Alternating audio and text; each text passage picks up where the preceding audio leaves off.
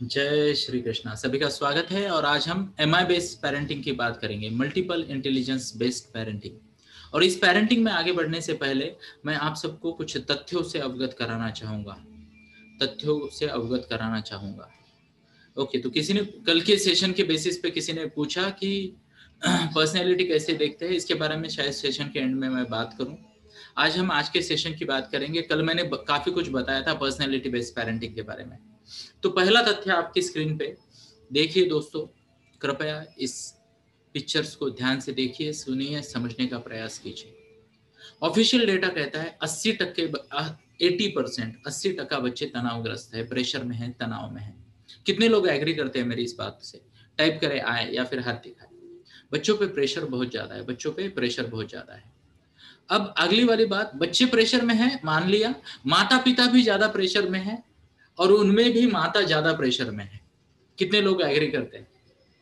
है ना? तो माता यानी माता को तो ड्यूटी भी संभालनी है, घर भी संभालना है, बच्चा भी संभालना है, बच्चे का करियर भी संभालना है, सब कुछ संभालना है ना। Answerable to all. ओके, तो डेफिनेटली ये तनाव बढ़ गया है। और एक जो मैंने फोटो दिखाया आपको, वह फोटो हमें ये बताता है कि बच्चों के साथ साथ माता पिता और बच्चों के रिलेशनशिप में भी तनाव बढ़ गया है। क्या आप एग्री करते हो? आप दिखाए प्लीज। Thank you. जय श्री कृष्ण। ओके, तो इसी के साथ ही मैं और एक फैक्ट आपके सामने प्रेजेंट करूंगा। ये ऑफिशियल डेटाज है, आपको कहीं पे भी मिल जाएंगे।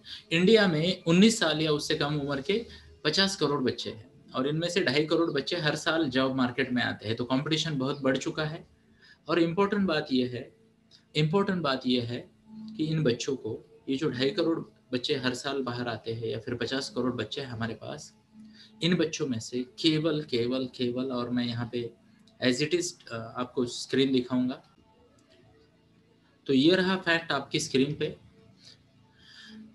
ये आदरणीय राष्ट्रपति 15 दिसंबर 2016 को उन्होंने कहा था कि most Indian graduates are unemployable. 7% MBAs को अच्छे जॉब मिलते हैं, बाकी संघर्ष करते हैं। 8% इंजीनियर प्रॉपर जॉब मिलती है, बाकी लोग इंश्योरेंस बेच रहे हैं, बैंकिंग में काम कर रहे हैं, कोई चाय की दुकान डाल रहा है, कोई टपरी डाल रहा है, कोई कुछ इनोवेटिव बिजनेस स्टार्ट कर रहा है। कुछ अच्छी बातें हैं, पर इंपॉर्टेंट बात यह है, majority of the graduates in India are struggling. कितने लोग एग्री करते हैं मेरी इस बात से? यस। अब इसका कारण जानना चाहोगे आप? क्यों स्ट्रगल कर रही है? क्यों स्ट्रगल कर रहे हैं बच्चे?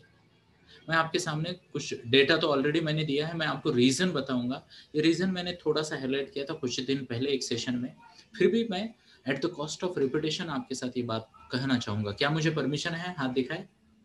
थैंक यू, बढ़िया, थैंक यू। जय श्री कृष्ण। यस। तो पॉइंट ये है कि भारत सरकार जो भी सिलेबस बनाती है, जो भी करिकुलम बनाती है, जो भी कोर्सेज बनाती है, जो भी स्कूल सिस्टम बनी है, जो भी कॉलेज सिस्टम बनी है, जो भी एजुकेशन सिस्टम बनी है, देखो आ गया नो क्वालिटी एजुकेशन। अब मैं इस बात से आधा सहमत हूं कि क्वालिटी ऑफ एजुकेशन नहीं है, आधा सहमत। क्यों? सरकार 50 करोड़ बच्चों के लिए एजुकेशन सिस्टम बना रही है, आपके बच्चे के लिए नहीं। है ना? कितने लोग एग्री करते हैं? यानी अगर मैं आपको बोलूं कि आपको एजुकेशन मिनिस्टर बना दिया जाए और सिस्टम सुधार के दिखाओ, आप बोलोगे कोई झोपड़पट्टी में रहता है, कोई वर्कर का बच्चा है जिसके माता पिता आज इधर कल उधर, ये ऐसे वो वैसे, है ना?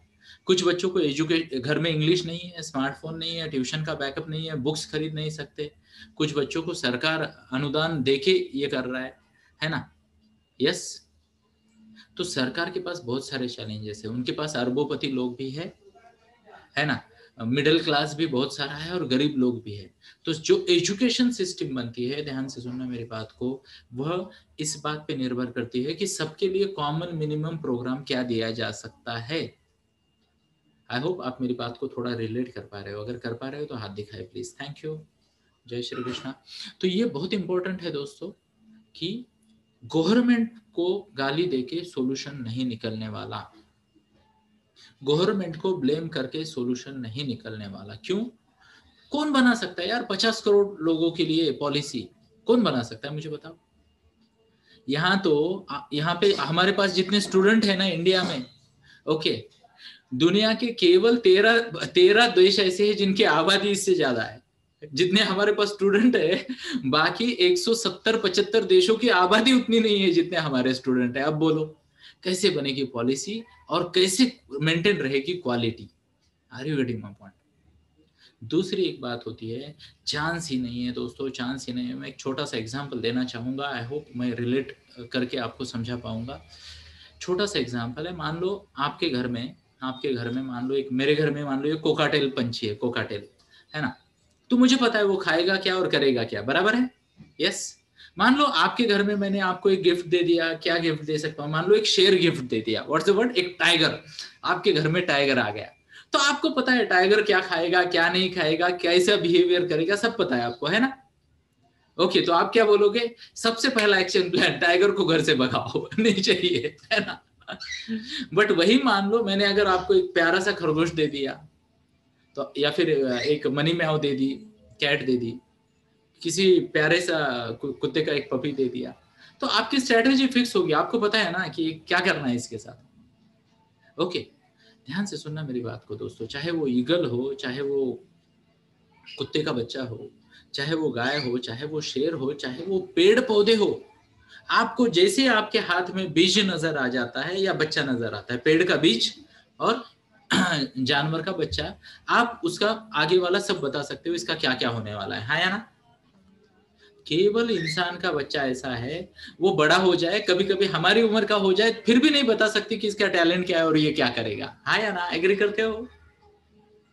every human being is different and that is where ये बहुत बहुत बहुत इंपॉर्टेंट हो जाता है कि हर बच्चे के लिए एजुकेशन सिस्टम नहीं बनाए जा सकते, and that is where, mark my words please, beyond education, beyond education आज सबसे ज्यादा जरूरत आ पड़ी है मल्टीपल इंटेलिजेंस बेस्ड पेरेंटिंग करने की, बियॉन्ड एजुकेशन सिस्टम।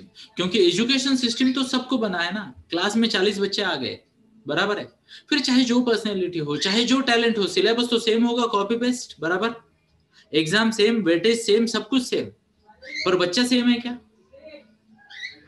शर्त लगा के क्लास में से कोई भी दो बच्चे इक्वल इंटेलिजेंस के और इक्वल टाइप के इंटेलिजेंस के नहीं आ सकते। क्या आप सहमत हो मेरे बात से? अगर हो तो टाइप करे आए या फिर हाथ दिखाए। थैंक यू, बहुत बढ़िया, अमेजिंग रिस्पॉन्स, अमेजिंग रिस्पॉन्स। अब अगर ये बात को हम मद्देनजर रखते हैं तो माय लॉर्ड, है ना, कैसे भला होगा बच्चे का? अब ध्यान से सुनिए, ध्यान से सुनिए, ये जो 7% बच्चे हैं ना, इनमें हमने बहुत ज्यादा तो नहीं, मैं कुछ गलत बात नहीं बताऊंगा, रियलिस्टिक डेटा बताऊंगा आपको, बट हमने 12-1300 12 to 1300 बच्चों का हमने इंटरव्यू लिया, उनके माँ बाप का इंटरव्यू लिया, हमने कुछ डेटा कंडक्ट किया। ये वो बच्चे थे जो एक्सेप्शनली अच्छा कर गए इस एकेडमिक सिस्टम में।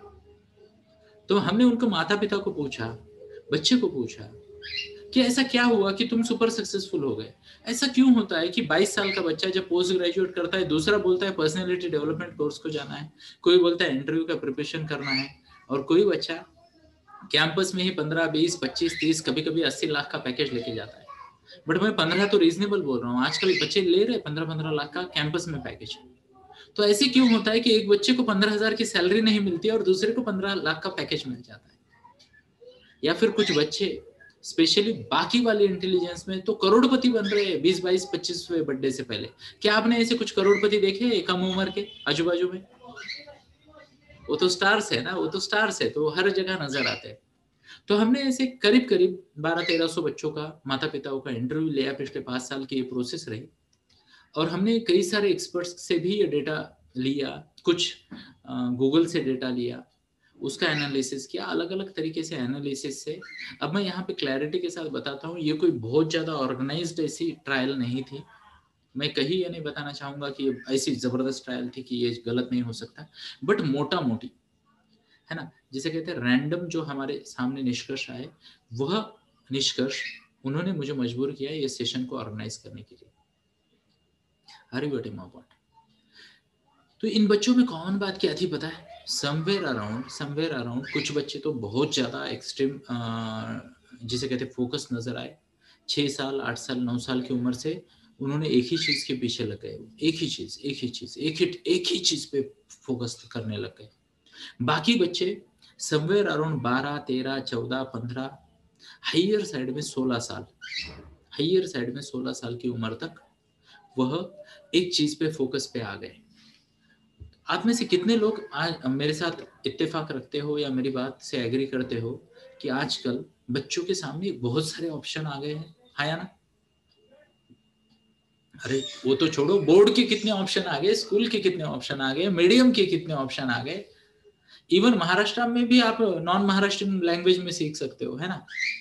इंग्लिश, हिंदी, मराठी, उर्दू, संस्कृत, क्या क्या, कन्नड़ भी है, बॉर्डर लाइन केसेस में आप सीख सकते हो। उधर तेलुगु स्कूल्स भी मिल जाएंगे आपको।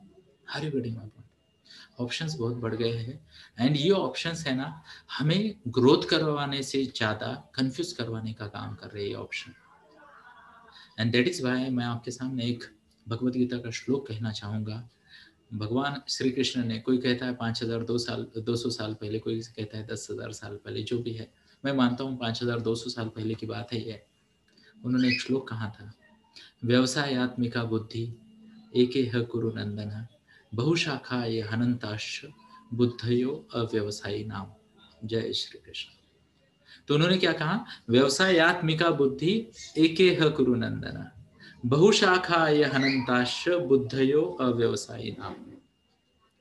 भगवत गीता में कहा गया है, सच्चा प्रोफेशनल वही जो एक चीज पे फोकस करे, जो एक चीज पे फोकस करे, जिसकी बुद्धि बहुशाखा में बिखरी पड़ी होती है, वह अव्यवसायिक है। और बुद्धयो अव्यवसायी नाम, ये बुद्धि ही नॉन प्रोफेशनल है। तो अगर मान लो आपका बच्चा है और मल्टी टैलेंटेड है तो डरिए, मल्टी टैलेंटेड है तो डरिए, क्योंकि मल्टी टैलेंटेड लोग ना केवल रजनीकांत मूवीज में सक्सेसफुल होते हैं। मल्टी टैलेंटेड बच्चों को 22-23 साल में पूछा जाए ना, तो वो कई सारे ट्रॉफीज दिखा देगा, ये क्रिकेट की ट्रॉफी, ये बैडमिंटन की ट्रॉफी, ये स्केटिंग की ट्रॉफी, ये गणित की ट्रॉफी, उसकी ट्रॉफी, और उसको बोलते हैं कौन से इसमें स्पेशलिस्ट है, वो नहीं बोल पाता है। Are you getting my point? And that is why आज का ये सेशन आप सबके लिए बहुत इंपॉर्टेंट होगा। मेरी आपसे विनती है कि कृपया ध्यान से सुने, समझने का प्रयास करें। हम भी हमारी तरफ से, यानी मैं मेरी टीम्स होम की तरफ से कोशिश करूंगा आपको डिटेल में प्रॉपरली पॉइंट बाय पॉइंट समझाने की। कहीं कुछ प्लस माइनस हो जाए, ना समझा पाऊँ तो हमें मैसेज ड्रॉप कर दीजिएगा, चाहे व्हाट्सएप में मैसेज ड्रॉप कर दीजिएगा या फिर पर्सनल पे, जो भी है हम एड्रेस करने की कोशिश करेंगे। तो क्या आप तैयार हो थ्योरी के बारे में सुनने के लिए, आगे बढ़ने के लिए? तो मैं आपके सामने प्रस्तुत कर रहा हूं मल्टीपल इंटेलिजेंस थ्योरी। क्या कहते हैं? Multiple intelligence theory. और इस थ्योरी के अनुसार आप आपके बच्चे की कैसे पेरेंटिंग कर सकते हो, ये आपको आज मैं शेयर करूंगा आपके साथ। तो ये रहा मल्टीपल इंटेलिजेंस। क्या रहा? Multiple intelligence. अब ये थ्योरी क्या है और ये आई कहां से? क्षमा करें मंजरी मैम, मैं आपको अभी मौका देता हूं स्क्रीनशॉट निकालने का। तो ये रहा आपकी स्क्रीन पे 30 सेकंड के लिए, कृपया स्क्रीनशॉट निकालें। मल्टीपल इंटेलिजेंस थ्योरी जो है, ये थ्योरी आई 1940s में, 1940s में इस पे काम शुरू हो गया। कहां से शुरू हुआ मैं आपको बताता हूं। उस वक्त के एक बहुत ही सक्सेसफुल बिजनेसमैन थे, बहुत ही सक्सेसफुल बिजनेसमैन थे, अमेरिका के रिचेस्ट लोगों में से एक व्यक्ति थे, और उनका इंटेलिजेंस टेस्ट किया गया, उनका इंटेलिजेंस टेस्ट किया गया।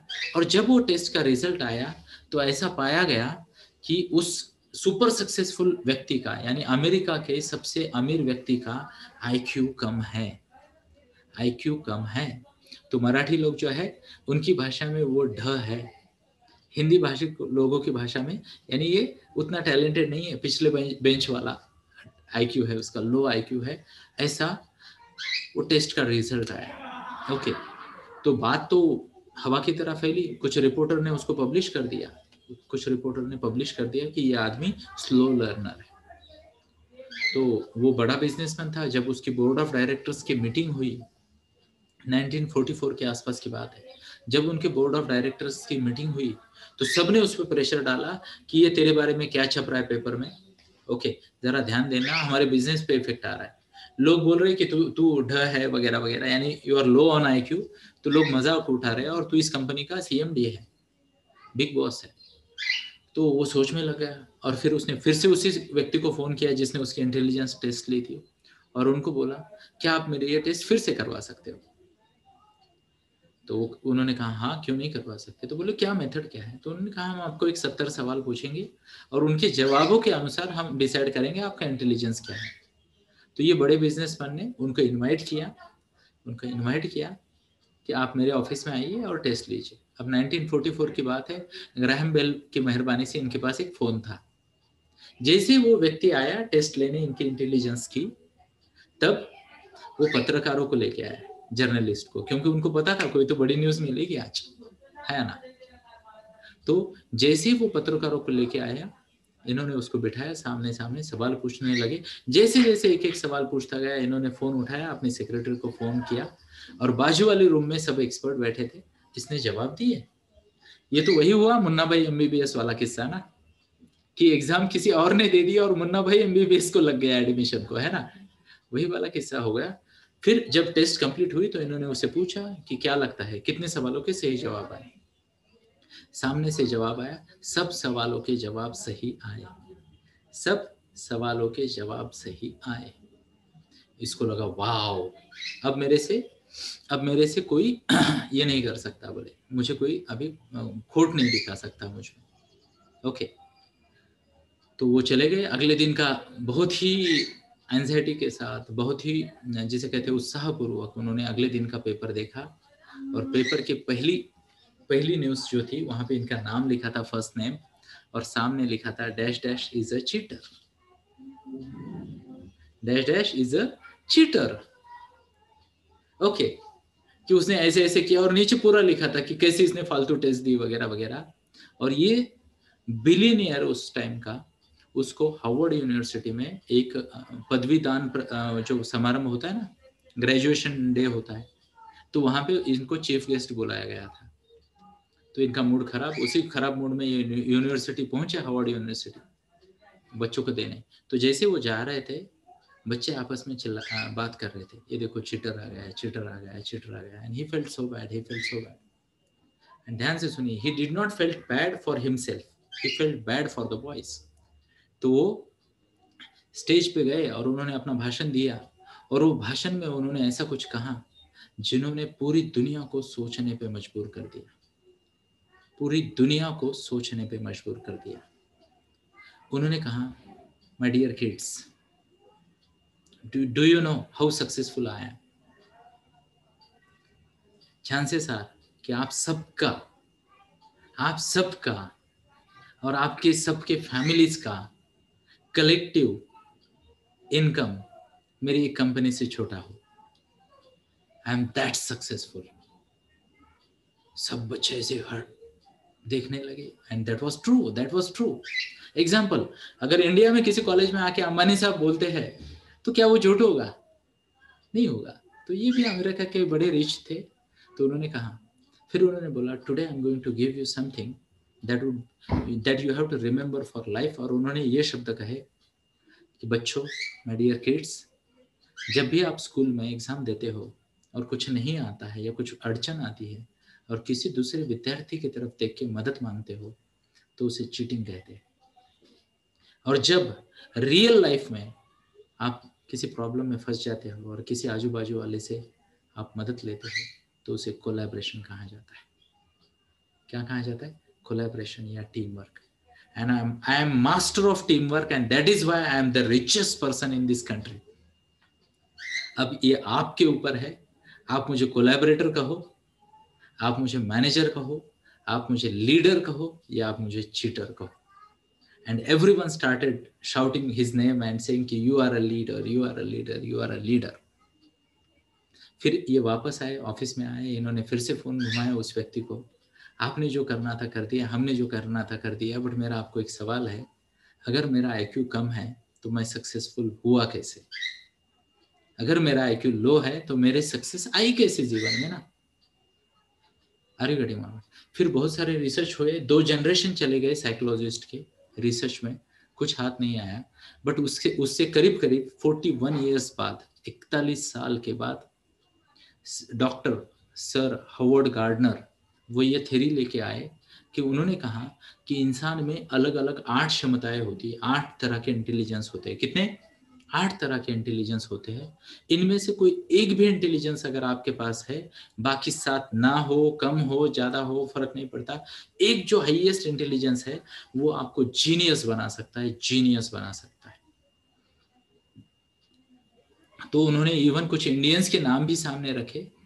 ओके, जैसे मान लो मदर तेरेसा का नाम उन्होंने 1985 के आसपास लिया था, लता मंगेशकर जी का नाम लिया था उन्होंने, महात्मा गांधी जी का नाम लिया था because of his leadership style. Okay, अलग अलग लोगों के नाम लिए उन्होंने। आई थिंक उन्होंने राजेश खन्ना का नाम, यानी इवन इंडियन इंटेलिजेंस में राजेश खन्ना का नाम आया था। ओके, इंदिरा गांधी जी का नाम आया था। अरे बेटे, अलग अलग टैलेंटेड की वजह से। And I believe Kapil Dev ji का भी नाम उन्होंने लिया था इंटेलिजेंस में। तो मैं आप सबके सामने प्रस्तुत कर रहा हूँ मल्टीपल इंटेलिजेंस थ्योरी।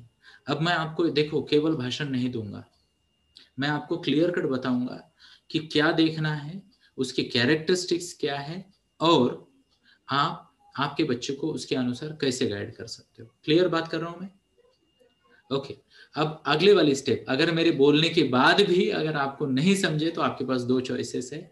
ये वीडियो की लिंक मैं आपको दूंगा, फिर से वीडियो देखिए, समझने का प्रयास कीजिए और हो जाएगा काम।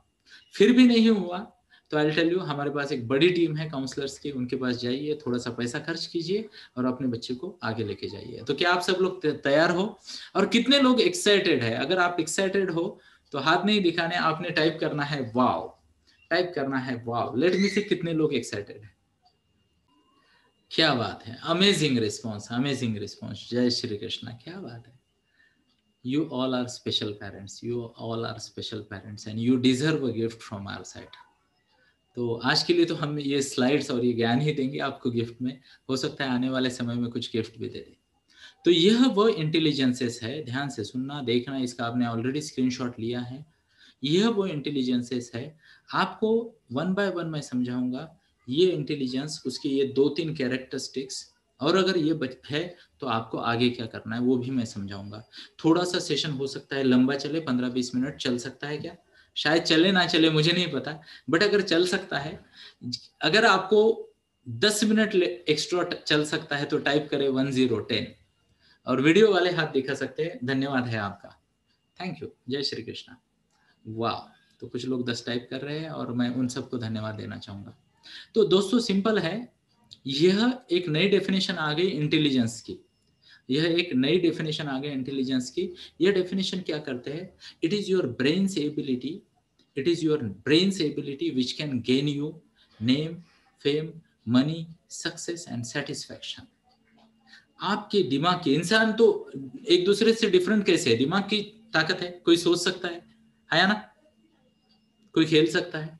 तो it is your brain's ability, I repeat, it is your brain's ability that can fetch you और that can help you gain name, fame, money, success and satisfaction. ये सब चीजें आपको प्राप्त करने में मदद करने वाली आपकी ब्रेन की एबिलिटी है, जिसे हम कहेंगे इंटेलिजेंस। ओके, तो वो पुराना जमाना गया कि it is your brain's ability to solve mathematical puzzles, है ना, या फिर शब्दों के अर्थ बताने वाला, वो निकल गया। कोई भी एबिलिटी हो सकती है, लेट अस सी। तो जैसे मैंने आपको बताया, it's your brain's ability that can fetch you name, fame, money, success and satisfaction. इसमें पहला वाला इंटेलिजेंस मैं आपके सामने प्रस्तुत करूंगा। यह वो इंटेलिजेंस है, दुनिया पे छाए हैं लोग, और इस इंटेलिजेंस का नाम है लिंग्विस्टिक इंटेलिजेंस। क्या नाम है? Linguistic intelligence. और यहाँ पे मैं आपको समझाना चाहूंगा, यहाँ क्या हो रहा है, it is brain's ability to convert your thoughts, knowledge, emotions and feelings into language. तो ऐसा कोई भी व्यक्ति, ध्यान से सुनिए, जो अपने शब्दों को, सॉरी, अपने विचारों को, अपनी भावनाओं को, अपने ज्ञान को, अपनी इमोशंस को शब्दों में व्यक्त कर सकता है, उसे कहते हैं लिंग्विस्टिकली इंटेलिजेंस। ओके, क्या मैं मेरी बात समझा पा रहा हूं आपको? हाथ दिखाए प्लीज। तो हर वो व्यक्ति जो खुद को ठीक से सामने वाले के सामने अपने व्यूज को, अपनी बातों को ठीक से रख पाता है, समझा पाता है, उसे कहते हैं लिंग्विस्टिक इंटेलिजेंस। कुछ लोग ऐसे होते हैं ना, जिनको आप पूछो अरे क्या कर रहे हो, और वो इतनी बड़ी स्टोरी सुना देते हैं कि आपको स्टोरी समझ में आती है बट समझ में नहीं आता क्या चल रहा है। और कुछ लोग टू द पॉइंट बोलते हैं, है ना। तो कुछ लोग मुझे भी लिंग्विस्टिक कहते हैं, कुछ लोग मुझे कहते हैं कि आरसी सर आप काफी अच्छे से समझा पाते हो। आई एम नॉट श्योर आपको क्या लगता है मेरे बारे में, बट अगर मैं अपने आप को ठीक से व्यक्त कर पा रहा हूँ, आपको मैं जो बता रहा हूँ नया पॉइंट होते हुए भी समझ रहा है, तो मैं लिंग्विस्टिक हूँ। सेम वे अभी फोकस मुझ पे नहीं होना चाहिए, फोकस होना चाहिए आपके बच्चे पे, चाहे बेटा हो चाहे गुड़िया रानी हो। अच्छा, गुड़िया रानी से याद आया, आज का डे कौन सा है? ट्यूसडे है। तो आज ट्यूसडे को शाम को 6 बजे इसी लिंक पे लाडली प्रोग्राम होगा। ये हर ट्यूसडे को होता है और लाडली प्रोग्राम में टीनेजर गर्ल्स को आज सिखाया जाएगा, आज की तारीख में बताता हूँ, 22 दिसंबर 2020 को सिखाया जाएगा सेल्फ डिफेंस के बारे में। ओके, अमेजिंग सेशंस है। हार्मोनल चेंजेस हो सकते हैं, बॉडी इमेज हो सकती है, कई सारे चैलेंजेस पे गाइडेंस वहाँ मिलता है। Doctor Dhanashree, doctor Monica ma'am जो है वो आके गाइड करती है, तो कृपया उस सेशन का लाभ ले। तो लाडली शब्द मैंने बोल दिया तो मैं भटक गया मेरे रास्ते से, वापस आते हैं इंटेलिजेंस पे। अगर आपका लाडला या लाडली अपने आप को क्लियरली एक्सप्रेस कर सकते हैं ना, तो ध्यान से सुनिए, ध्यान से सुनिए, वो उसका इंटेलिजेंस है लिंग्विस्टिक इंटेलिजेंस। अब टाइम है 6 बजे, लाडली का टाइम 6 बजे। रोज शाम को 6 बजे हमारा कोई ना कोई गाइडेंस प्रोग्राम इसी लिंक पे होता है, रोज शाम को। ब्लाइंडली किसी भी लिंक को, किसी को भी लिंक दे दीजिएगा, सेम लिंक सेम पासवर्ड। और मैं आपको बड़ी ही नम्रता पूर्वक बताना चाहूँगा, सब कुछ ठीक चला और हमारा प्लान एज पर प्लान अगर हम चल पाए तो 2020 में हम 1178 फ्री सेशंस ले चुके होंगे। 1178 फ्री सेशंस, अमेजिंग होने वाला है। And by the grace of God हो सकता है 1-2 ज़्यादा कर जाए, ओके, बट कम नहीं होने देंगे। कोशिश कर रहे हैं कि हम 31 दिसंबर तक रोज सेशन ले। आगे बढ़ते हैं। अगर आपका बच्चा लिंग्विस्टिक इंटेलिजेंस है तो करना क्या है, उसमें ये अपॉर्चुनिटीज ढूंढिए। Have a look here. आप सोच सकते हो कि क्या वो ऑथर बन सकता है, जर्नलिस्ट बन सकता है, पोएट बन सकता है, प्ले राइटर बन सकता है, कंटेंट राइटर बन सकता है, नॉवेलिस्ट बन सकता है। ये लिखने वाले हैं, ये राइट साइड में बोलने वाले हैं, consultant, counsellor, trainers, comedian, politician, leader, actor, sales, marketing, announcer, ये वाली चीजें। अगर बोलने वाला है या लिखने वाला है तो ओके, अगर आपको ये वीडियो ही मैं देने वाला हूँ तो ये स्लाइड्स वाइड सब मिल जाएंगे आपको, कोई दिक्कत नहीं है। अब यहाँ पे आपका रोल क्या है पता है? जितनी कम उम्र में अगर आप आपके बच्चे का इंटेलिजेंस ढूंढ पाओ, ध्यान से सुना मेरी बात को, उतना अच्छा है, उतना अच्छा है। ताकि आपका टाइम, एफर्ट, आपके बच्चे का टाइम और एफर्ट और आपका पैसा, टाइम एफर्ट मनी, 3 करेंसी है आज के जमाने की, है ना? बच्चे का टाइम, आपका भी टाइम, बच्चे का एफर्ट, माता का एफर्ट, और पापा का पैसा, मम्मा का पैसा, घर का पैसा, है ना? पापा का पैसा पहले बोला इसलिए क्षमा, मम्मा का पैसा, पापा का पैसा और घर का पैसा, ऐसा कहेंगे। आई टेल यू, अगर आपने ये इंटेलिजेंस जो भी मैं आर्ट बता रहा हूँ जल्दी से पहचान लिए तो होगा क्या पता है? आप आपके बच्चे को उस तरीके से हॉबीज और गाइडेंस दे सकते हो। एक छोटा सा एग्जांपल देना चाहूँ, चलेगा?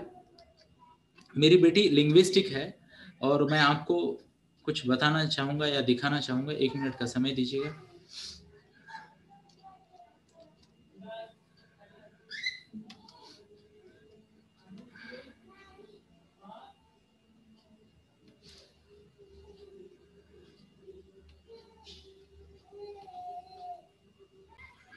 मैं आपके साथ शेयर करना चाहूँगा, मेरी बेटी लिंग्विस्टिक है और पिछले 4 साल से मैं उसको कोचिंग कर रहा हूँ। बात कैसे करनी है, पढ़ना कैसे है, सुनना कैसे है, ये सब चीज़ों की। And I will tell you, बड़ी ही नम्रतापूर्वक मैं आपके सामने प्रेजेंट करूँगा। ये उसने राजेश्वरी नाम की भगवद गीता पे पूरे 700 श्लोक्स पे 398 पन्ने की एक बुक लिखी है और आज तक की दुनिया की वो सबसे यंगेस्ट गर्ल है भगवत गीता पे टिप्पणी लिखने वाली। 14 महीना 8 साल में उसने लिखा है। गुरुदेव ज्ञानेश्वर माउली ने 16वें बर्थडे को लिखा था। That is the power. अगर आप आपके बच्चे का इंटेलिजेंस जल्दी से ढूंढ सकते हो। 10वीं की बच्ची है, केवल 10वीं की बच्ची है। भगवत गीता पे लोग पढ़ नहीं पाते और इसने पूरी टिप्पणी 400 पन्नों की लिख डाली। अमेजिंग। तो क्वारंटाइन का ऐसा भी यूज किया हमने। जय श्री कृष्णा। तो ये प्रभु की बड़ी कृपा रही है हम पे, है ना? तो thank you, really appreciate, really appreciate. And किसी ने यहाँ मैसेज किया कि क्रेडिट गोज टू मी। तो इम्पोर्टेंट बात यह है कि मुझे भी किसी ने बताया, समझाया कि ये इंटेलिजेंस का इतना बड़ा फायदा हो सकता है। अब सोचिए, उसके क्लासमेट्स बेचारे परेशान है, कितने मार्क मिलेंगे, कितने ग्रेड होंगे, कब एग्जाम होगी, और हम सेलिब्रेट कर रहे हैं। उसको ऑथर बन गए 14 साल में, और वो भी भगवत गीता जैसे विषय की। Are you getting my point? आजकल वो प्रवचन देती है, पता है, भगवत गीता पे, 14 साल 8 महीने के बच्चे। अमेजिंग है। यस, 31 अक्टूबर 2012 को उसका बुक पब्लिश हो गया। आगे बढ़ते हैं, अब वो आ रहे हैं, प्रिंटिंग फेज में है। तो let me move forward and let me see कि ये हम यहाँ तक थे। आगे बढ़ते हैं। अगला वाला इंटेलिजेंस मैं आपके सामने प्रस्तुत करना चाहूंगा। ये इंटेलिजेंस है लोगों के साथ कनेक्ट करने की एबिलिटी। कुछ लोग होते हैं जो देखते ही सामने वाले की इमोशंस एंड फीलिंग्स को समझ पाते हैं, उससे दोस्ती कर लेते हैं, है ना। अगर आपका बच्चा भी ऐसे है, किसी नए गांव में जाता है, आप थोड़ा सा बैठने सेटल होने तक वो सोसाइटी के बच्चों के साथ दोस्ती कर लेता है, हर जगह लीडर बना घूमता रहता है, और उसके बहुत सारे अगर दोस्त है, तो ध्यान से सुनिए, आपके बच्चे को इस संसार में कोई नहीं रोक सकता सक्सेसफुल होने से। अगर कोई रोक सकता है तो वो आप खुद हो। मार्क माय वर्ड्स, जिम्मेदारी से बोल रहा हूँ, शब्दों पे ना जाइए मेरे, बट जिम्मेदारी से बात कर रहा हूँ। आगे बढ़ते, इतने सारे अपॉर्चुनिटीज हैं। एडमिनिस्ट्रेटर, आर्बिट्रेटर, इसका स्क्रीनशॉट चाहे तो ये नोट्स मैं आपको दूंगा, बट बड़ी सारी अपॉर्चुनिटीज है। अब ऐसे बच्चों को क्या करना चाहिए? ऐसे बच्चों को क्या करना चाहिए? कम उम्र में उसको आप क्रिकेट को भेजो ना भेजो, उसको पर्सनालिटी डेवलपमेंट कोर्स में भेजना चाहिए, उसको डिबेट्स में भेजना चाहिए। Are you getting my point? Hobbies and guidance उस अलाइनमेंट में हो इंटेलिजेंस के, तब जाके वो 20-22 साल में स्टार बनेगा, नहीं तो स्ट्रगलर बनेगा। Are you getting my point? Intelligence पहचानो, उसी में कोचिंग दो, उसी में हॉबीज बनाओ, ताकि बच्चा सुपर सक्सेसफुल हो जाए। मैंने पहले भी बताया, life is all about escape. Skill and knowledge develop करेगा बच्चा, वही आगे जाएगा। डिग्री के मार्क केवल इंटरव्यू तक काम आते हैं। कितने लोग एग्री करते हैं? टाइप करे आए, थैंक यू। डिग्री के बाद जीवन में सक्सेसफुल होने के लिए आपको तो स्किल एंड नॉलेज चाहिए, और वो स्किल एंड नॉलेज कहां से आएगा? इंटेलिजेंस। गलत इंटेलिजेंस में लगा दिया तो स्ट्रगलर होगा, तनाव आएगा। एंड मार्क माय वर्ड्स, 80% बच्चे सिस्टम को फॉलो करने के चक्कर में, कंफॉर्मिटी की वजह से, झुंड में सुरक्षा की वजह से गलत इंटेलिजेंस में काम कर रहे हैं। Even I will tell you, आप में से कई सारे लोग एग्री करोगे, मेजोरिटी ऑफ द लोग 35वें बर्थडे में आते आते सोचते हैं कि मुझे कुछ और काम करना चाहिए, ये काम मेरे लिए नहीं है ना। वो अपनी जॉब को, अरे कितने लोग हाथ दिखा रहे हैं यार, चलो कोई बात नहीं, जय श्री कृष्णा। तो ये सबकी प्रॉब्लम है, इसीलिए पहले से इंटेलिजेंस ढूंढना बहुत आवश्यक है। आगे बढ़ते हैं। Visual intelligence. कुछ बच्चे ऐसे होते हैं जिनकी नजरों से कुछ नहीं बचता। जैसे दरवाजे में आते हैं, मम्मा की तरफ देखते हैं और बोलते हैं मम्मा नईन, मम्मा नया है ये, ओके मम्मा नवीन, ओ दिस इज न्यू। जरा सोफा इधर का उधर हिला दिया, उनकी नजर से बचता नहीं है। Are you getting my point? कुछ चीजें नहीं बचती नजरों से। अगर आपका बच्चा size, shape, speed, colour, distance, aesthetic sense उसका अच्छा है, तो वो विजुअली इंटेलिजेंट है, विजुअली इंटेलिजेंट है। अब ऐसे बच्चों को शुरू से ही हमें डिजाइनर या इस जहाँ पे विजुअल एप्रिसिएशन का फायदा होगा उनमें लेके जाना है। एग्जांपल, एडवर्टाइजिंग एजेंट है, कार्टोग्राफर है, आर्किटेक्ट है, ड्राफ्टर है, अलग अलग प्रकार के डिजाइन है, पेंटिंग में है, स्कल्पचर में है, अर्बन प्लानिंग में है, तो ऐसी चीजों में हम डाल सकते हैं। बट वो तभी पॉसिबल होगा जब उस इंटेलिजेंस को पहचाने हैं और उस इंटेलिजेंस को डेवलप भी करे। यहाँ हमारी एक एज अ पेरेंट जिम्मेदारी बढ़ जाती है। Are you getting my point? है ना। तो कई सारे लोग होते हैं जिनको कलर के कॉम्बिनेशन से कुछ लेना देना नहीं होता, उनको छोटा और बड़ा का फर्क ठीक से नहीं समझता, अंदाजे से बता देते हैं इतना था, नहीं बोले इतना था, नहीं अरे इतना इतना यार नहीं पता, याद नहीं आ रहा, है ना। कुछ बोलते इतना ही था, बोले एग्जैक्ट ये सर, है ना। आपके क्या होते हैं, कल्पना कीजिए आपके घर में कोई, मान लो आप रेनोवेशन कर रहे हो और कोई आता है, पूरा घर देखता है और आपको एस्टिमेशन नहीं देता, बोलता है एक आदमी को भेजूंगा वो माप सब मेजरमेंट लेके देगा, आप बोलोगे इसको कुछ नहीं आता। आपको तो ऐसा आदमी चाहिए, उसने देखना चाहिए, ओके 20 बाय 16, ओके 20 बाय 16, हाँ 16×32, ओके 320 स्क्वायर फीट, इधर इतना उधर उतना, ऐसा करना चाहिए, हाँ या ना। फिर ये बताना चाहिए इधर ये शेड उधर वो शेड। बहुत पैसा है, बहुत पैसा है, बट सक्सेसफुल वही होते जिनके पास डिग्री के साथ स्किल एंड नॉलेज हो। एसके लिख लीजिएगा, एसके, है ना। तो आगे बढ़ते हैं, स्किल एंड नॉलेज। अगला वाला इंटेलिजेंस मैं आपके सामने प्रस्तुत करूंगा, इसके पीछे सारी दुनिया पड़ी है, सारी दुनिया पड़ी है। Logical intelligence, brain's ability to analyse, interpret and see cause effect relationship और प्रोज एंड कॉन्स। एनालिसिस करने वाला, परिस्थिति को देख कर क्या हो सकता है इसका अंदाजा लगाना, किसकी वजह से क्या हो गया, है ना। जैसे मान लो कई सारी चीजें हो जाती है, ओके, तो बच्चे समझ में आते हैं कि पंखा चालू किया तो ठंडी बजती है, क्यों, तो हवा इधर आ जाती है ना। ठंडी में ये होता है, गर्मी में वो होता है, कई सारी चीजें हैं, फ्रिज कैसे फंक्शन करता है। तो ऐसे वाले बहुत सारे इंटेलिजेंट बच्चे होते हैं। इधर बटन दबाया उधर लाइट चला तो क्या होता है, इलेक्ट्रिसिटी पास होगा, ऐसे सोचने वाले, बहुत सारी क्वेश्चनिंग करने वाले बच्चे होते हैं। उनका इंटेलिजेंस होता है लॉजिकल इंटेलिजेंस। अब ये इंटेलिजेंस कम लोगों में होता है, ध्यान से सुन लेना और माफ करना मुझे, real high and logical intelligence कम लोगों में होता है। दुनिया को भी कम लोगों की जरूरत है ऐसे, बट सारी दुनिया, सारे पेरेंट इसी के पीछे पड़े हैं। एग्जाम्पल, एक प्लांट है तो उसमें हर तरह के लोग होंगे ना, है ना। इंजीनियर्स कितने होंगे, लिमिटेड होंगे। Okay, are you getting my point. Idea generators कितने होंगे, लिमिटेड होंगे। आपको रिसर्चर कितने चाहिए, साइंटिस्ट कितने चाहिए, गिने चुने ना। तो लॉजिकल इंटेलिजेंस में कम लोग लगते हैं, बट हर कोई उसके पीछे पड़ा है आजकल। तो इसमें करियर क्या है मैं आपके सामने प्रस्तुत करता हूँ। Have look here. Doctor, economist, engineer, lawyer, accountant, mathematician, auditor, banker, researcher, purchasing agent, CA, scientist, statistician, analyst, so many of them. यह इंटेलिजेंस है लॉजिकल इंटेलिजेंस। अब ऐसे बच्चों को आप शुरुआत से ही एनालिसिस करना सिखाओगे, जिम्मेदारी दोगे, नंबर्स दोगे, ये करोगे, घर का खर्चा देख, ये कर, ये जवाबदारी, वो जिम्मेदारी, ये जिम्मेदारी, वो जिम्मेदारी, अरे बड़े मापा। बट ये तब होगा जब पता चलेगा, तब होगा तब पता, जब पता चलेगा। आगे बढ़ते हैं। Have a look here. ये एक इंटेलिजेंस है ना। इंडिया में अभी दिन, बेहतर दिन आए हैं। ओके, ये इंटेलिजेंस है बॉडी इंटेलिजेंस।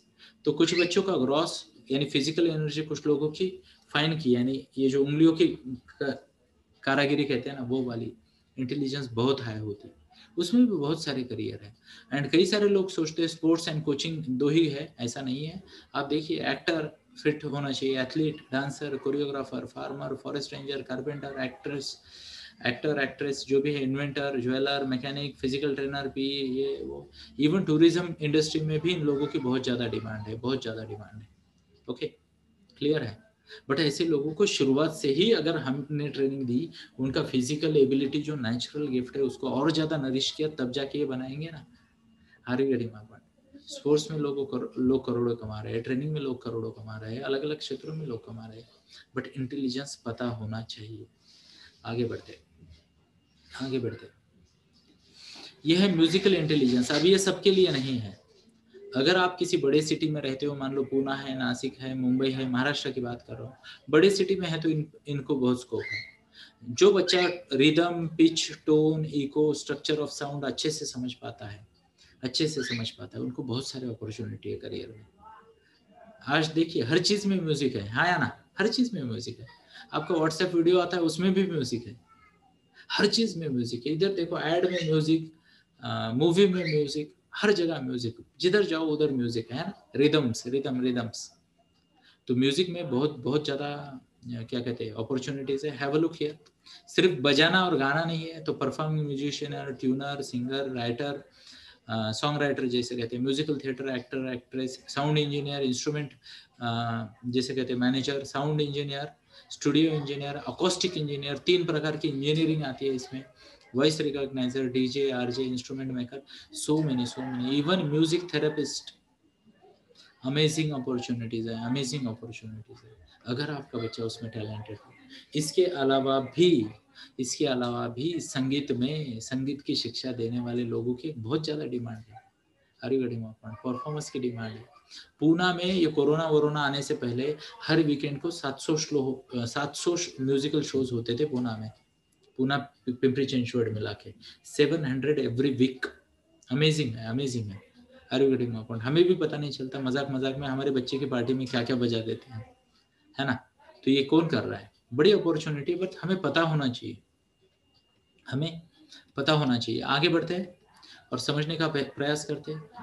इंट्रापर्सनल इंटेलिजेंस, ये जो बच्चे हैं हैंडल विद केयर बच्चे हैं, ये वो बच्चे होते हैं जो खुद के प्रति बहुत ज्यादा सजग है।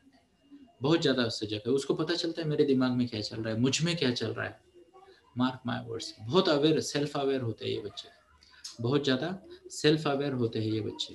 एंड अमेजिंग है, ज़रूरी है। यस, तो यहाँ पे ये जो बच्चे हैं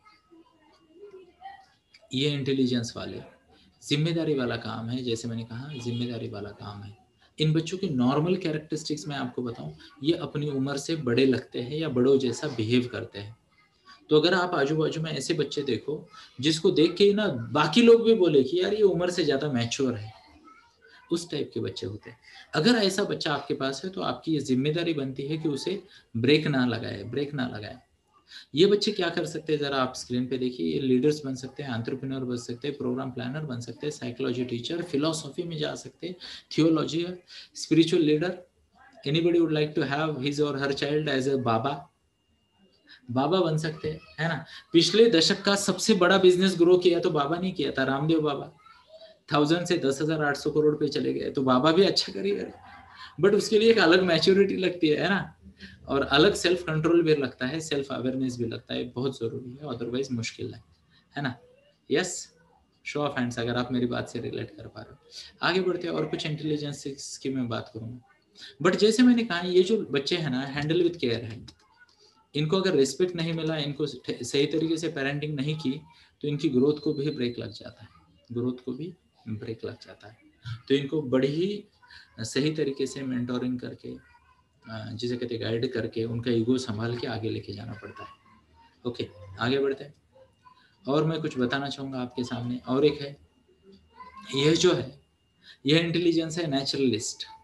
अगर आपका बच्चा नेचर के साथ बहुत अच्छे से कनेक्ट कर जाता है, अगर आपका बच्चा नेचर के साथ बहुत अच्छे से कनेक्ट कर जाता है, तो उसके पास ये इंटेलिजेंस है। अब इसमें क्या क्या आता है मैं आपको बताता हूँ, इसमें क्या क्या आता है। ओके, नेचुरलिस्ट इंटेलिजेंस में यानी ये बच्चे के सेंसेस बहुत अच्छे होते हैं। नेचर के साथ कनेक्ट करने के लिए आपके sense of smell, hear, taste, see, ये जो होते हैं ना, बढ़िया अगर उनके ये सेंसेस है, तो आपका बच्चा नेचुरलिस्ट है, उसको बहुत ज़्यादा अपॉर्चुनिटीज है। नॉर्मली ऐसा देखा गया है कि इस इंटेलिजेंस वाले बच्चे जो होते हैं, वो नेचर के साथ ज़्यादा कनेक्ट करना पसंद करते हैं। यानी घूमने जाओ तो वो मॉल की जगह बोलेंगे यार चल किसी ट्रैक पे जाते हैं। ओके, एक्सरसाइज में जाना है तो जिम में जाके मशीन के साथ काम करने से वो बोलेंगे गार्डन में जाएंगे, ओपन जिम करेंगे। Are you getting my point? Natural चीज़ों के प्रति उनका आकर्षण ज़्यादा रहता है। अगर ऐसे बच्चे आपके पास है तो उनका भी बहुत ज़्यादा स्कोप है, बट ये टैलेंट को पहचाने। अगर आपको आपका बच्चा ग्रो करवाना है, उसको सुपर सक्सेसफुल बनवाना है, तो इंटेलिजेंस पहचानना जरूरी है। हैव लुक हियर, कोटिया डिजाइनर, पूना में तो बहुत चलता है ये काम है। इनफैक्ट पूना में तो लाखों मेंबर वाले फेसबुक ग्रुप मिलेंगे आपको, टेरेस गार्डन वाले। टेरेस गार्डन आपने देखे होंगे, तो वो नेचुरलिस्ट लोग होते हैं। What's the word? नेचुरलिस्ट लोग होते हैं। तो आगे देखते हैं इसमें, weather researcher, documentary planner, environment researcher, animal protection, veterinary, animals, archaeologist, ये वो। और आजकल तो यार सब, हर कोई पीछे पड़ा है, बड़े बड़े फंड आ रहे हैं, एनजीओ को फंड आ रहे हैं, है ना, नेचर की सुरक्षा के लिए, नेचर के प्रोटेक्शन के लिए। यस और yes, show off hands. Yes, thank you. तो कुछ लोगों को पता चला कि मैंने उनको हाथ दिखाया है ना। जय श्री कृष्ण। आगे बढ़ते हैं। ओके, तो यस, तो ये भी उनमें टैलेंट होता है। अब आगे कैसे बढ़ना है मैं आपको बताता हूँ। Have look here, have look here, ये स्लाइड को ठीक से देखिए। चाहे आपका हो चाहे आपके बच्चे का हो, जो टैलेंट है ना, वो इस गिफ्ट बॉक्स जैसा है। और अगर मैं आपको पूछूं, ये गिफ्ट बॉक्स को बिना खोले इसमें क्या है पता करना है, तो कैसे पता करोगे? कोई मुझे सजेशन दे सकता है क्या? चैट बॉक्स में टाइप करके, चैट बॉक्स में टाइप करके, खोलना नहीं है बॉक्स को, खोलना नहीं है। ये बॉक्स मैंने दिया, मान लो ये देखो, ये उठाया, हैव अ लुक, आगे करे हाथ, हाथ आगे करे, करे सच में करे, सच में हाथ आगे करे। ये लीजिए, मैंने आपके हाथ पे रख दिया, अब संभालो, ये गिफ्ट है आपके पास, आपके बच्चे का टैलेंट। इसको पहचानोगे कैसे बिना खोले? कैसे पहचानोगे?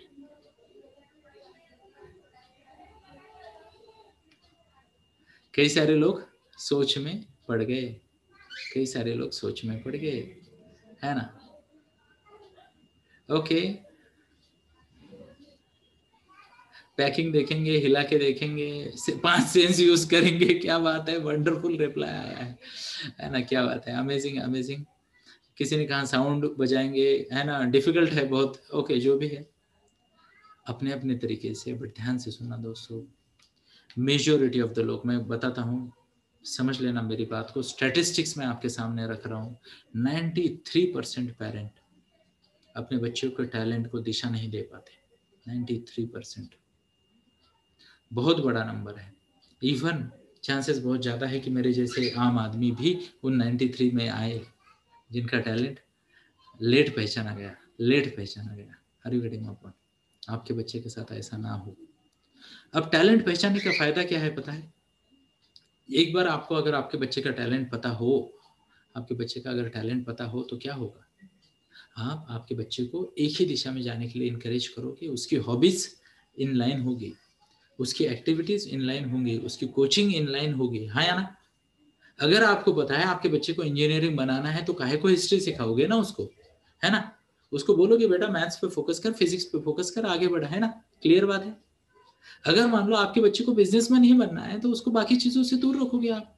लोगों से रैपो कैसे बनाना है, टीम कैसे मैनेज करनी है, रिसोर्स कैसे मैनेज करना है, अपॉर्चुनिटीज कैसे ढूंढनी है, कैसे कैलकुलेशंस करने हैं, कैसे प्रॉफिट कमाना है, वो सिखाओगे, हाँ या ना? टैलेंट आइडेंटिफिकेशन इंपॉर्टेंट है। मेजोरिटी ऑफ द लोग दोस्तों, हम कई सालों से काम कर रहे हैं इस फील्ड में, और हमारे पास ग्रेजुएशन के बाद भी लोग आते हैं पूछने, सर कोई कोर्स अच्छा है तो बताओ। और इतना बुरा लगता है, हम देखते हैं उसकी तरफ, पोस्ट ग्रेजुएट बच्चा जब आके बोलता है कि सर कोई कोर्स सजेस्ट करो, कोई डिप्लोमा सजेस्ट करो, कोई सर्टिफिकेशन सजेस्ट करो, तब बहुत बुरा लगता है दोस्त। ऑलरेडी 20 साल पढ़ चुका है वो बच्चा। इसलिए टैलेंट को जल्दी आइडेंटिफाई करना जरूरी है। और ये शब्द मेरे देखिए, हम ऐसा कहते हैं कि आपके बच्चे का या आपका टैलेंट जो है वो गॉड का गिफ्ट है, और उस टैलेंट का क्या करोगे आप, ये आपका उसको रिटर्न गिफ्ट होगा, हाँ या ना? तो मैं आप सभी को रिक्वेस्ट करूंगा कि अपने बच्चे के टैलेंट को पहचानें, अपने बच्चे की तरफ ध्यान दें। मैंने काफ़ी सारे हिंट्स दी है आपको, दी है ना, हाँ या ना? Show off hands. तो अपने बच्चे के टैलेंट को पहचानें और उसको आगे लेके जाके डेवलप करने में मदद करें, तब जाके मज़ा आएगा और आप आपके बच्चे को बहुत अच्छे से गाइड कर पाओगे। What's the word? गाइड कर पाओगे। तो ये टैलेंट को ढूंढने के तरीके क्या आप जानना चाहते हो?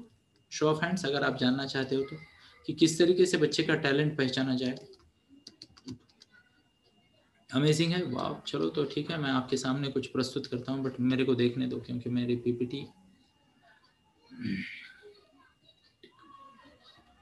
ओके, तो 1 मिनट का समय लूंगा और आपके सामने शायद प्रस्तुत कर दूंगा।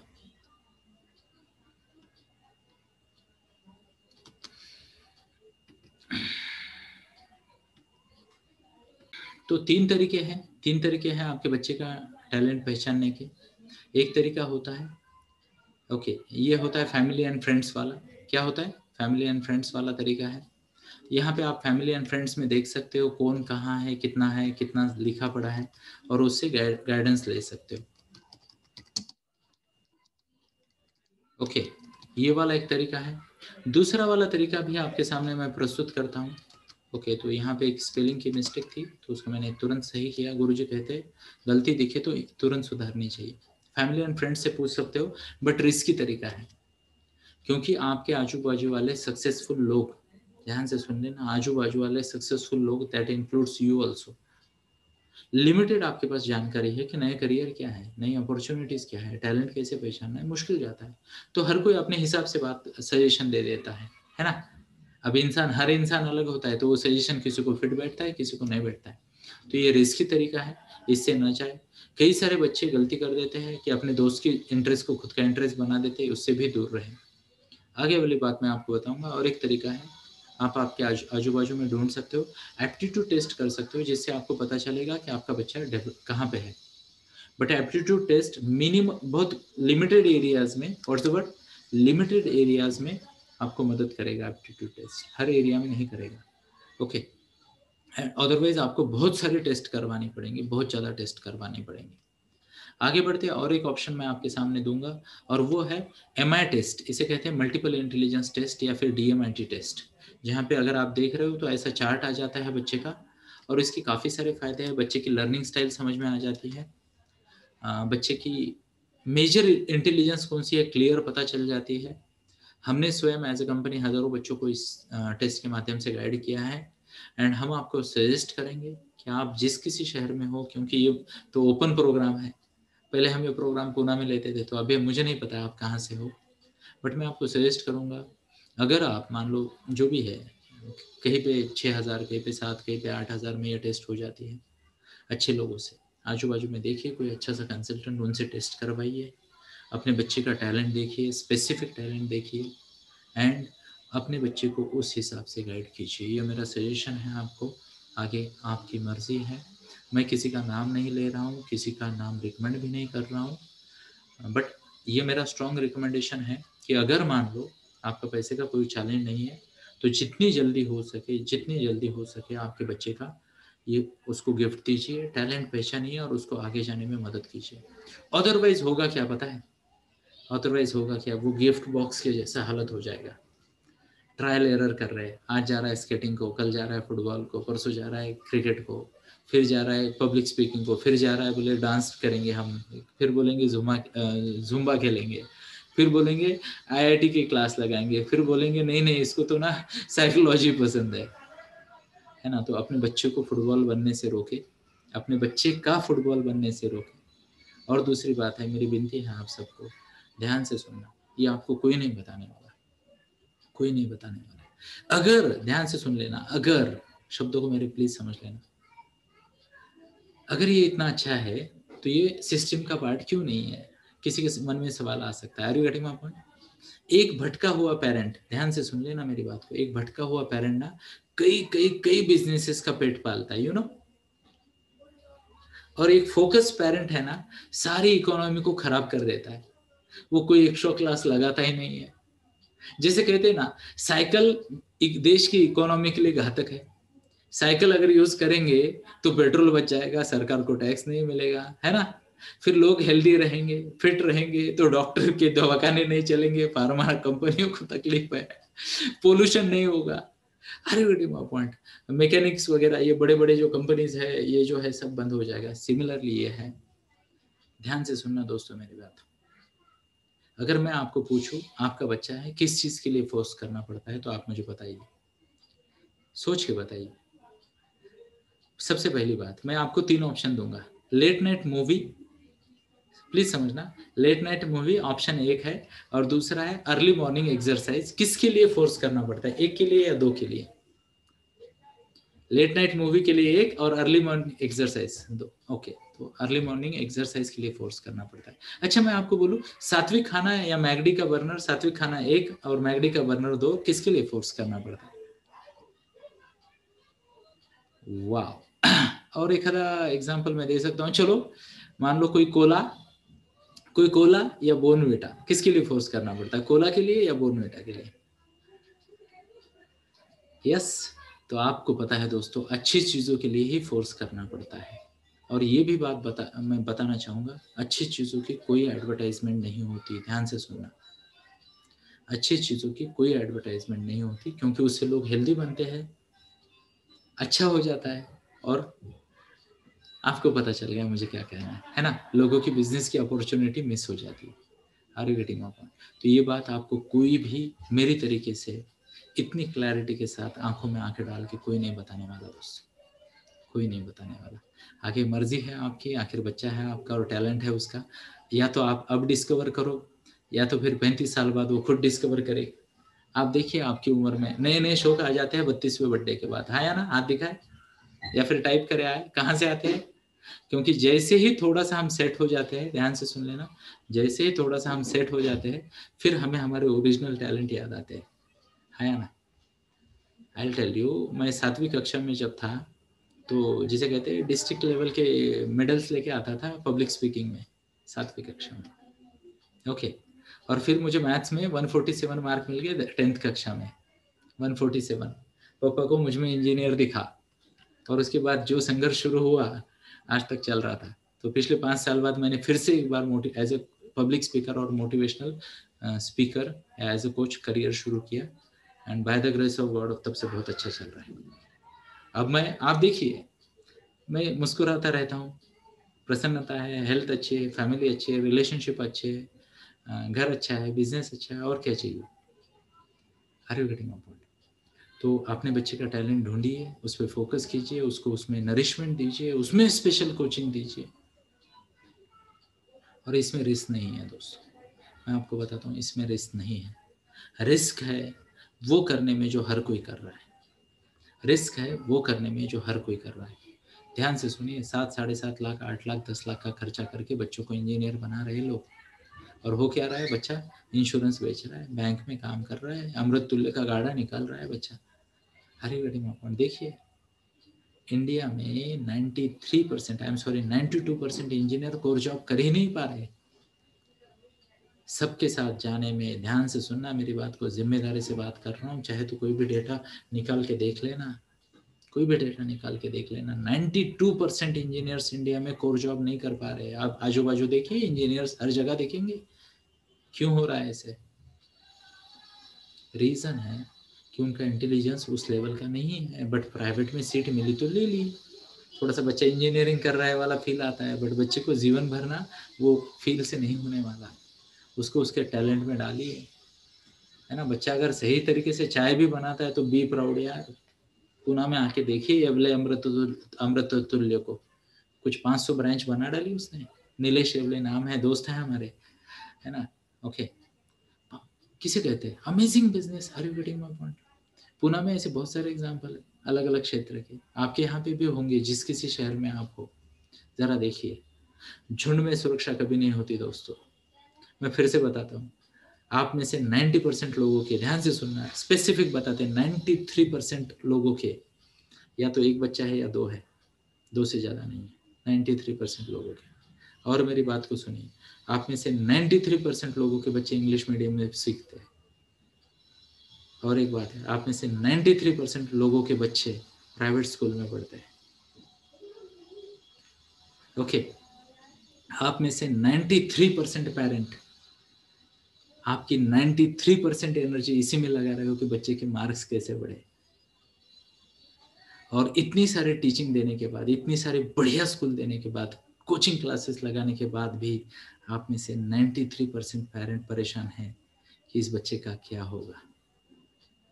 मुझे उम्मीद है दोस्तों मैं आपको मेरा पॉइंट समझाने में कामयाब रहा। इसी के साथ ही आज यही रुकते हैं। जय श्री कृष्ण। शाम को 6 बजे लाडली में आएगा, इसी लिंक पे, इसी पासवर्ड के साथ। रोज शाम को 6 बजे गाइडेंस होता है, आइएगा, उसका फायदा लीजिएगा। और कल शार्प 2 बजे सेशन को शुरुआत करेंगे। ग्रुप में मैसेज आए ना आए, लिंक वही, पासवर्ड है वही। फिर से एक बार जय श्री कृष्ण, थैंक यू।